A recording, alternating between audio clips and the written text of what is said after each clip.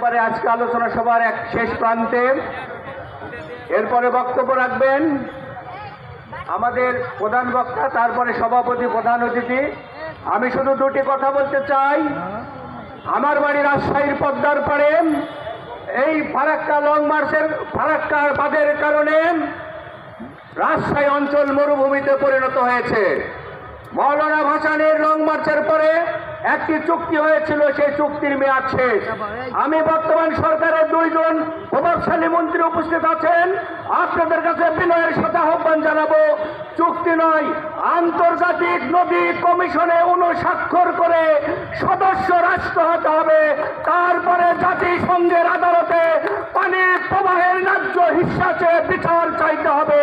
আমার বিশ্বাস এটি ছাড়া ভারত কখনো চুক্তি করলেও পানি দেবে না। আমি বলতে চাই, পরস্পর পাশাপাশি দুটি রাষ্ট্র কখনো বন্ধু রাষ্ট্র হতে পারে না। যেমন একটি ক্লাসের ফার্স্ট বয় এবং সেকেন্ড বয় কখনো বন্ধু হয় না। তারা ভালো ক্লাসের দুইজন ভালো সম্পর্ক থাকে, কিন্তু বন্ধুত্ব হয় না, সবাই প্রতিযোগী, দুইজনে চায় কে ফার্স্ট হবে। আমি বলতে চাই, ভারত আমাদের প্রতিবেশী রাষ্ট্র, সুতরাং তারা অর্থনৈতিকভাবে কখনোই আমাদেরকে সামনে এগোতে দেবে না। তাই আমাদের উচিত সেখানে গেলে আমরা পানির ন্যায্য হিস্সা পাবো, অনুস্বাক্ষরের মাধ্যমে সেখানেই যেতে হবে।